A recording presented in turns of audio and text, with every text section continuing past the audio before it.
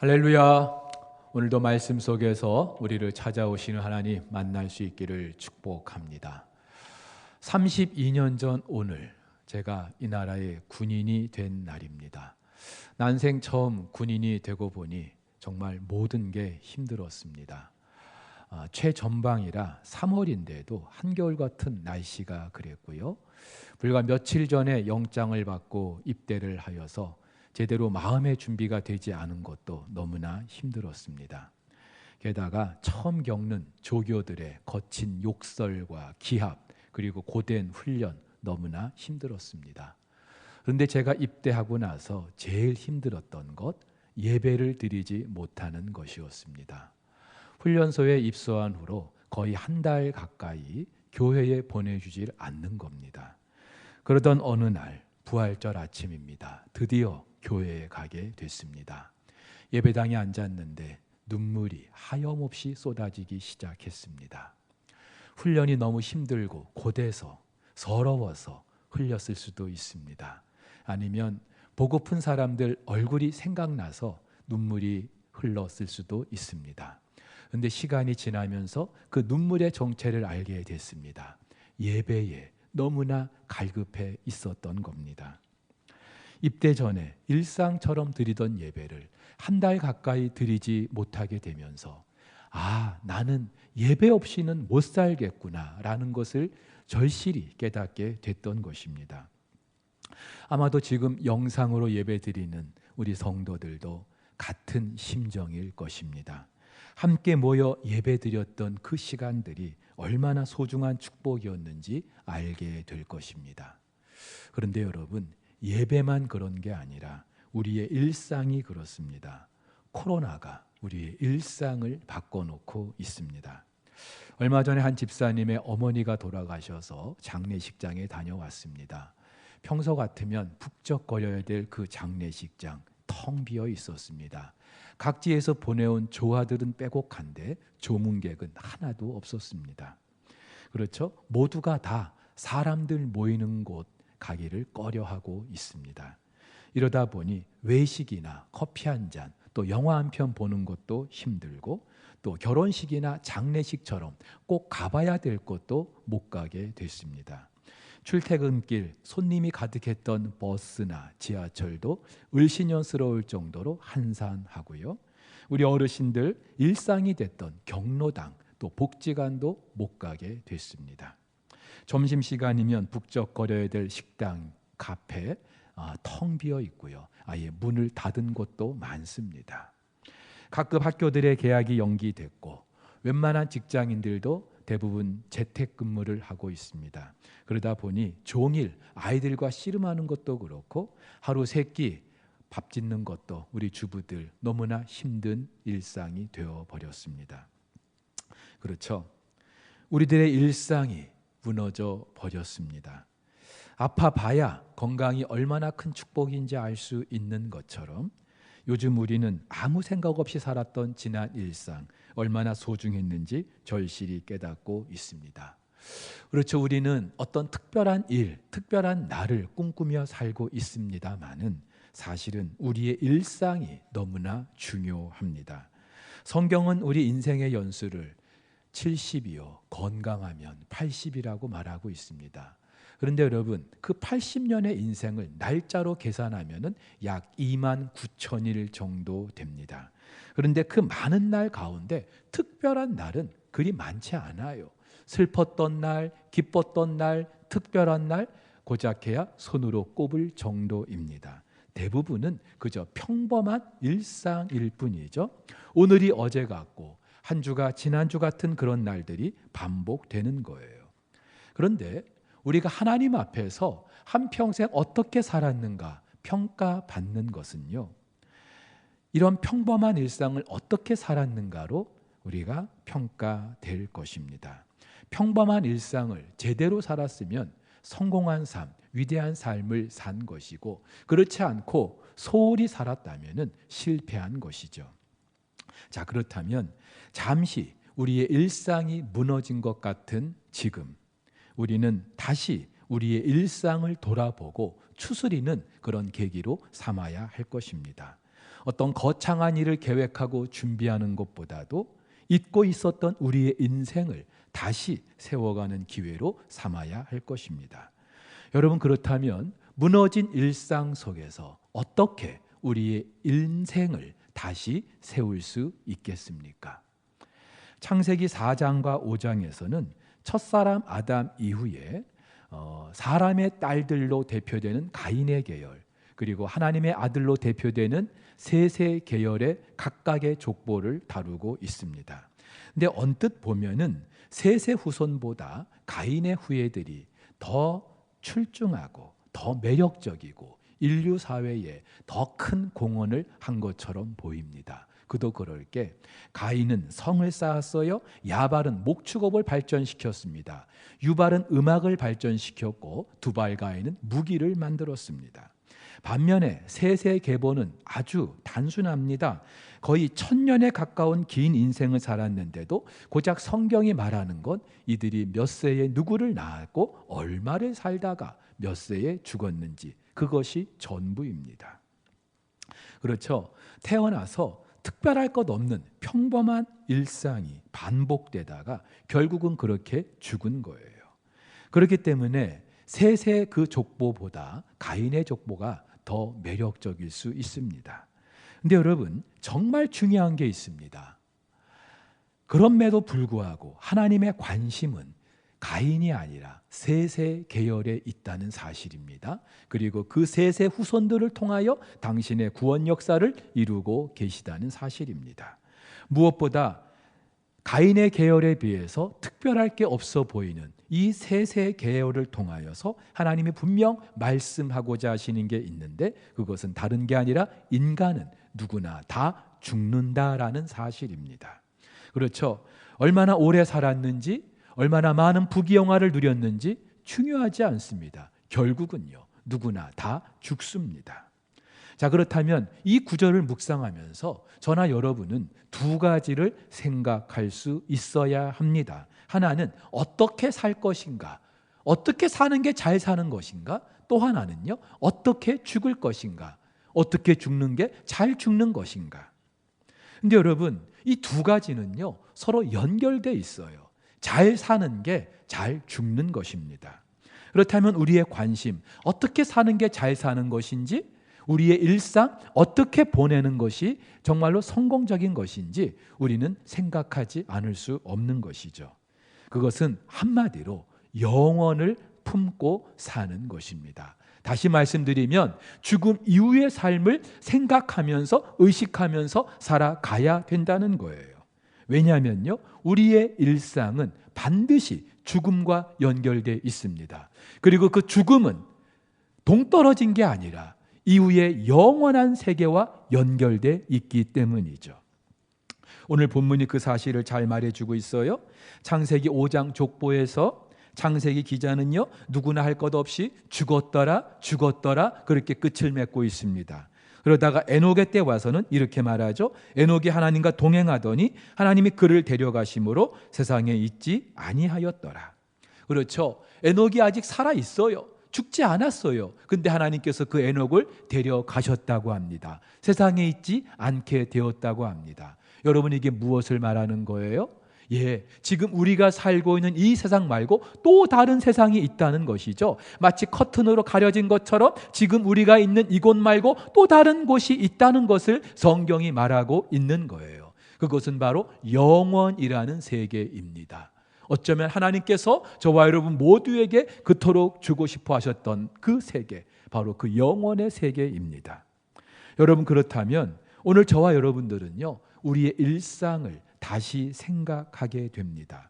매일 반복되는 일상입니다만은 분명히 끝이 있죠. 그런데 그 끝은 진짜 끝이 아니라 또 다른 세계로 이어지는 관문이에요.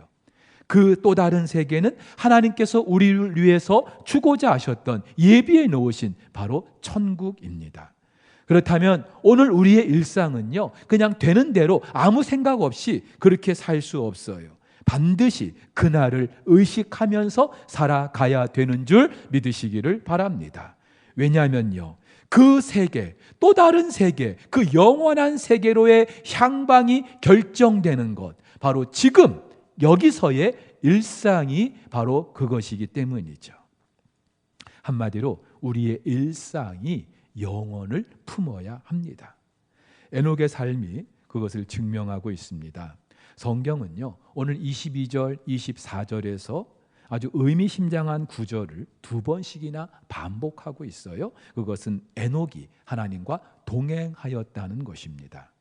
어쩌면 에녹 한 사람만이 아니라 셋 계열의 특징이었을 수도 있습니다. 그렇죠. 가인 계열, 비록 세상에 화려한 문화와 문명을 만들어내면서 이름을 떨치는 그런 특별한 삶을 살았는지는 모르겠지만 그들의 일상은 하나님으로부터 떠나 있었어요. 하지만 셋 계열은 그렇지 않습니다. 에녹이 대표하는 셋 계열, 뭐 특별할 것 없어요. 하지만 그들의 일상은 하나님과 동행하였다는 사실입니다. 여러분, 그렇다면 하나님과 동행하였다는 게 과연 무엇을 말할까요? 신약 히브리서에서 이 에녹의 삶을 이렇게 말하고 있습니다.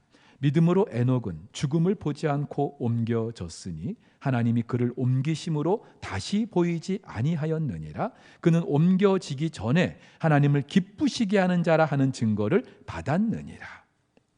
네, 구약에서는 하나님과 동행하였다라고 하고요, 신약에서는 하나님을 기쁘시게 하는 자라고 말하고 있습니다.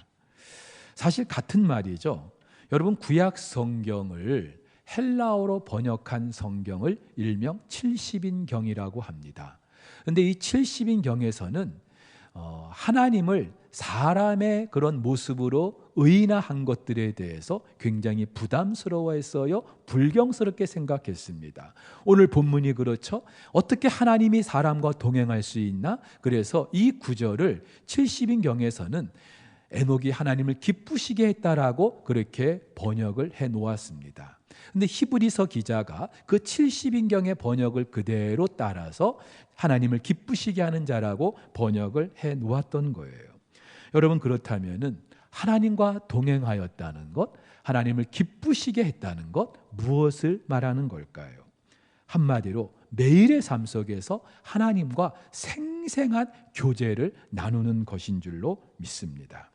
어떤 상황이나 어떤 환경이 아니라 하나님을 의식하면서 그 어떤 상황 속에서도 하나님으로 즐거워하는 삶. 우리는요, 뭔가 하나님을 위해서 내가 큰 일을 해야만 하나님이 기뻐하시는 것처럼 생각합니다. 하지만 하나님이 원하시는 건 다른 게 아니죠. 매일의 삶 속에서 하나님과 동행하는 거예요. 바로 그것을 위해서 하나님께서 우리를 당신의 형상과 당신의 모양대로 지어주셨기 때문이죠. 게리 체프먼의 5가지 사랑의 언어라는 책이 있습니다. 사람은 누구나 사랑받고 싶어하는 본능이 있죠. 근데 그 사랑의 방식에는 저마다의 다양한 차이가 있습니다.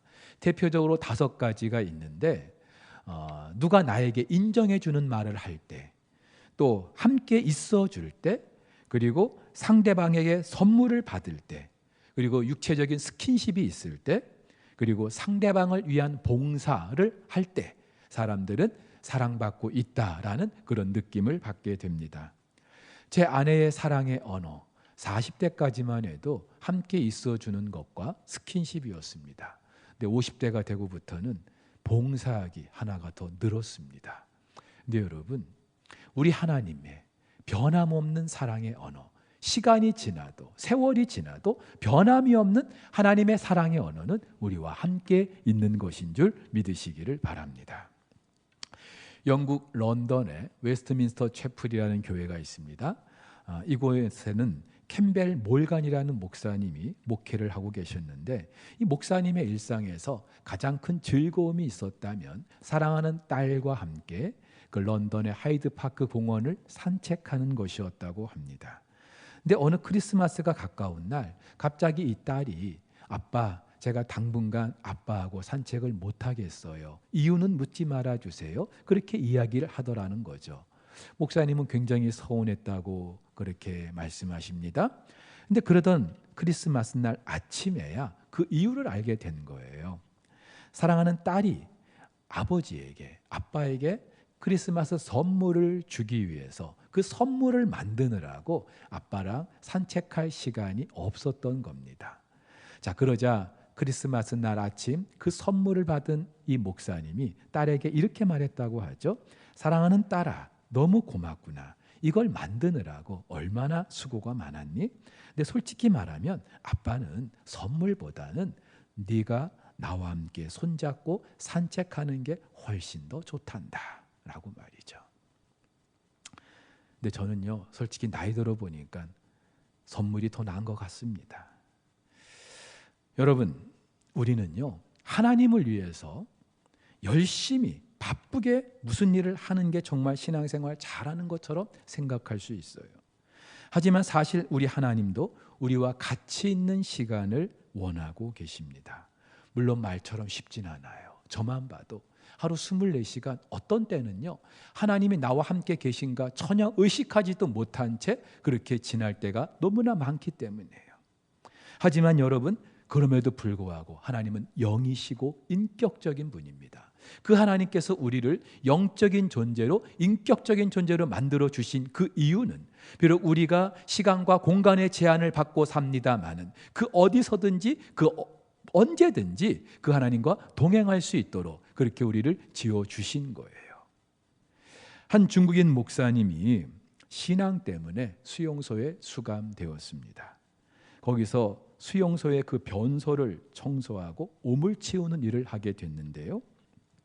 목사님은 매일 더러운 오물을 날라서 밭에 거름을 주는 일을 하게 되었습니다. 냄새가 얼마나 지독할까요? 그러니까 오죽하면 이 목사님을 감시하는 그 감시병들도 멀찍이 떨어져서 있을 정도였습니다. 근데 상대적으로 그만큼 목사님은 혼자 있는 시간이 많아진 거 아니에요. 자유롭게 된 거 아닙니까? 그래서 그 때문에 마음껏 하나님을 찬양하고 기도할 수 있었습니다. 심지어 자기의 작업장인 그 화장실과 그 거름더미를 정원이라고 부르면서 이런 찬양을 불렀다고 하죠. 오늘 우리가 함께 불렀던 찬양이에요. 저장미꽃 위에 있을 아직 맺혀 있는 그때에 귀에 은은히 소리 들리니 주 음성 분명하다. 우리 같이 할까요? 주님 나와 동행을 하면서 나를 친구 삼으셨네. 우리 서로 받은 그 기쁨은 알 사람이 없도다. 할렐루야. 여러분, 하나님의 임재는 가장 열악한 그 상황조차도 장미꽃밭으로 바꿔 놓는 줄 믿습니다. 왜냐하면 하나님이 거기 계시기 때문입니다. 여러분, 하나님의 임재는 어떤 특별한 상황이나 환경에 매이지 않습니다. 에녹만 봐도 그래요. 그가 하나님과 동행했다고 하지만 사실 그의 삶에 눈에 띄게 특별한 건 없습니다. 그저 아이 낳고 키우면서 평범하게 산 거예요. 하나님과 동행하기 위해서 산속에 들어가서 은둔 생활을 했던 것도 아닙니다. 지극히 평범한 생활 속에서 하나님과 동행합니다. 그런데 이게 가능하기 위해서는요, 너무나 중요한 게 있습니다. 가장 먼저 에녹은요, 하나님의 존재에 대한 분명한 믿음이 있었습니다. 그리고 그 믿음이 하나님을 기쁘시게 했다고 성경이 말하고 있어요. 그러면서 히브리서 기자는 하나님께 나아가는 자는 반드시 그가 계신 것을 믿어야 한다고 말하고 있습니다. 굉장히 단순한 것 같아요. 하지만 여러분, 이게 그렇게 단순하지 않습니다. 히브리서 기자가 말하고 있는 하나님이 계신 것, 그가 계신 것, 대부분의 영어 성경에서는요, that he is, 여기서 he는 대문자로 쓰고 있어요. 그런데 이 어법은요, 구약 성경에서 아주 낯익은 표현이죠. 왜냐하면 하나님께서 모세에게 당신을 말씀하실 때 나는 스스로 있는 자다. I am who I am. 스스로 있는 자, 무슨 말이에요? 하나님은 그 무엇에 의하여 존재하시는 분이 아니라 당신 스스로 계시는, 언제나 어디서나 계시는 그런 분이라는 사실이죠. 여러분, 이것을 믿는 것이 우리 믿음의 시작이 되는 거예요. 그가 계신 곳, 그 하나님께서 스스로 존재하시는 걸 믿는 이 믿음. 여러분, 사람도요, 자기의 존재를 인정해 줄 때 기분이 좋지 않습니까? 그리고 내가 누군가와 함께 있을 때 내 말도 내 행동도 달라질 수밖에 없는 거예요. 근데 하나님이 나와 함께 계신다면은 우리들의 말도 행동도 그만큼 달라질 수밖에 없는 거예요. 하나님도 우리가 삶 속에서 당신이 우리와 함께 하심을 우리가 의식하며 살아주기를 바라고 계시는 거예요. 그것이 하나님을 기쁘시게 해드리는 거라고요. 내가 아침에 일어나서 밥을 먹을 때에도, 버스를 타고 출근을 하는 그 시간에도, 직장에서 근무를 하거나 학교에서 공부를 하는 그 시간에도, 친구들과 잡담을 하거나 커피 한잔하는 그 시간에도, 가족들을 위해서 밥을 준비하는 그 시간에도, 설거지하는 그 시간에도 하나님이 나와 함께 계시다는 것을 의식하는 거예요. 그래도 화장실에 함께 계시는 건 좀 그렇겠죠. 여러분, 무엇을 말해요? 우리들의 믿음은요, 일상 속에서 하나님이 나와 함께 계시다는 걸 신뢰하는 것, 바로 거기서부터 시작하는 겁니다. 근데 이 믿음은 그냥 생기는 게 아니죠. 이 믿음은 반드시 말씀과 기도라는 통로를 통해서 만들어지는 거예요. 영원을 품는 일상은요, 매일의 삶 속에서 끊임없이 말씀을 묵상하는 가운데 하나님을 알게 되는 거예요. 기도의 자리를 통하여서 내게 말씀하시는 그분의 음성을 듣게 되는 거예요. 그리고 그분의 말씀에, 그분의 뜻에 나를 맞춰가는 거예요. 도리 없어요. 매일매일 십자가 앞에 우리가 나아가는 겁니다. 이것이 바로 하나님과 동행하는 것이고, 이것이 바로 영원을 품고 살아가는 삶인 줄 믿으시기를 바랍니다. 자, 그런데 에녹이 또 하나 믿었던 게 있습니다. 그가 계신 것과 그리고 그가 자기를 찾는 자들에게 상 주시는 이심을 믿었다고 합니다. 여러분, 에녹이 받았던 상이 뭐예요? 그것은 다른 게 아니라 죽음을 보지 않고 하나님으로부터 데려감을 받은 것이죠. 영원의 세계에 가게 된 것입니다. 이 에녹의 이야기, 죽음 너머에 또 다른 세상이 있다는 걸 말해주고 있다고 말씀드렸어요. 하나님이 정말 우리에게 주고자 하시는 것.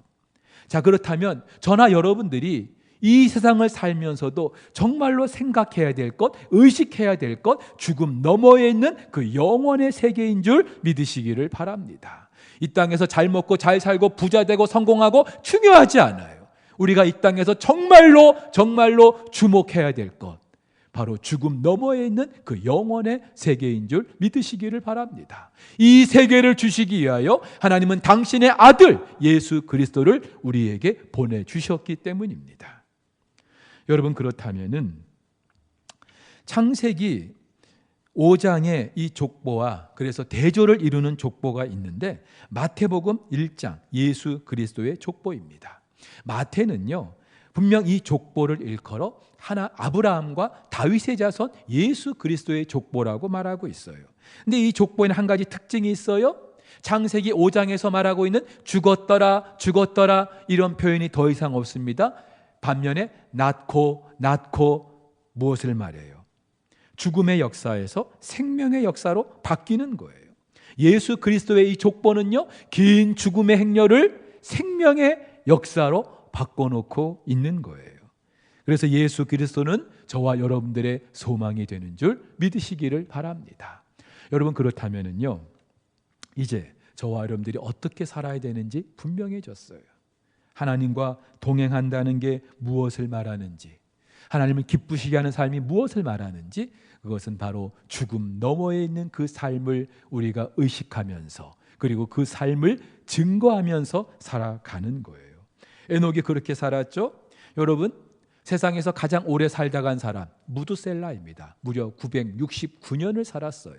근데 이 무드셀라라는 이름의 뜻이 무엇인지 아십니까? 죽으면 보낼 것이다 라는 거예요. 무슨 말이에요? 무드셀라가 죽으면 하나님이 심판을 하시겠다는 거예요. 실제로 무드셀라가 죽던 그 해, 노아가 600세 되던 그 해, 하나님께서는 세상을 물로 심판하십니다. 여러분, 그렇다면 에녹은요, 이 무드셀라를 낳고 나서 하나님께서 그에게 주시는 말씀을 들었을 거예요. 무드셀라가 죽으면 심판이 있다는 말씀 들었을 거예요. 그렇다면 이 무드셀라를 키우면서 어떻게 키웠을까요? 하나님과 동행했다고 하는 그 300년 어떻게 살았을까요? 그렇죠?